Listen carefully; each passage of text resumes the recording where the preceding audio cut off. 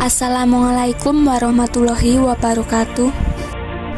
Perkenalkan, saya Rani Angelita Ilham, nomor urut 29 dari kelas 11 MIPA 6 SMA Negeri 7 Purworejo.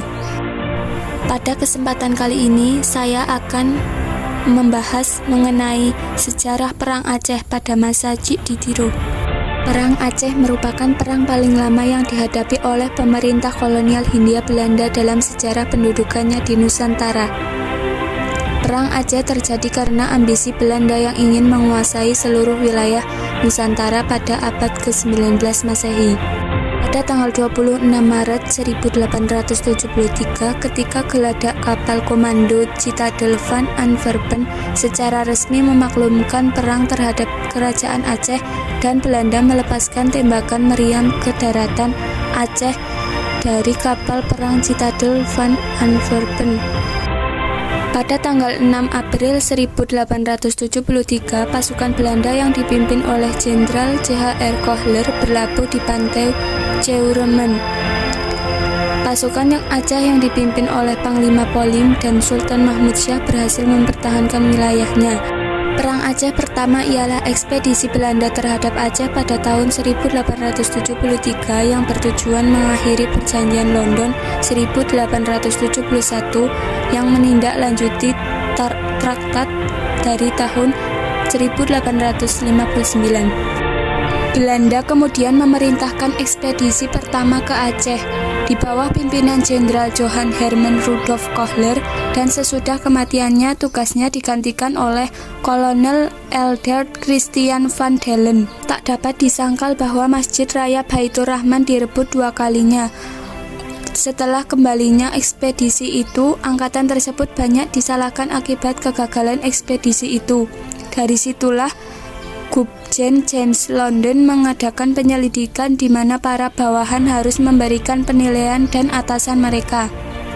Pada tanggal 20 November 1873, sesudah kegagalan serangan pertama, pada saat itu Belanda sedang mencoba menguasai seluruh Nusantara. Mereka mengumumkan bahwa Kesultanan Aceh dibubarkan dan dianeksasi. Pemerintah masih berjalan mapan, meskipun ibu kota negara berpindah-pindah ke Keumala-Dalam, Indraputri, dan tempat-tempat lain. Para pejuang Aceh seperti Teuku Umar, Cik Ditiro, Panglima Polim, dan Cut Nyadin berhasil memobilisasi masyarakat Aceh untuk melakukan perang gerilya melawan Belanda. Perang gerilya ini dilangsungkan sampai tahun 1904. Rakyat Aceh ternyata tidak siap dan kurang perlengkapan sehingga terpaksa lari mengundurkan diri dari medan pertempuran gerilya. Dalam waktu singkat, Belanda merasa berhasil menguasai Aceh. Gerilya yang dilakukan pasukan Indonesia merupakan strategi perang untuk memecah konsentrasi pasukan Belanda. Salah satu tokoh pada masa ini adalah Cik Ditiro. Teuku Cik Ditiro adalah pahlawan nasional dan tokoh penting yang berjasa melawan kolonial Belanda. Cik Ditiro memimpin pergerakan yang berujung pecahnya pertempuran melawan Belanda. Cik Ditiro dijuluki sebagai Panglima Sabil atau pemimpin perang Sabil karena semangat juangnya. Kesultanan Aceh mempercayai sebagai pemimpin perang dan perjuangan dilakukan atas dasar agama dan kebangsaan. Cik Ditiro hadir memimpin perang pada tahun 1881.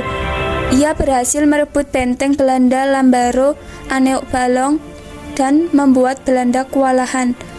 Pada tahun 1873, Belanda melancarkan aksi balas dendam untuk merebut kembali daerah kekuasaannya. Perang tersebut memakan korban, yaitu tewasnya pimpinan mereka Mayor Jenderal Kohler. Belanda menyadari bahwa sumber semangat perjuangan Aceh ialah Teuku Cik Ditiro. Belanda memakai siasat licik dengan mengirimkan makanan yang dibubuhi racun. Cara itu digunakan Belanda untuk membunuh pahlawan kebanggaan rakyat Aceh itu. Mereka meracuni Cik Ditiro dengan makanan lewat bantuan pekerja kerajaan. Cik Ditiro menyantap makanan yang telah dibubuhi racun. Akhirnya Cik Ditiro pun jatuh sakit dan akhirnya meninggal dunia di benteng Aneuk Galong pada bulan Januari 1891.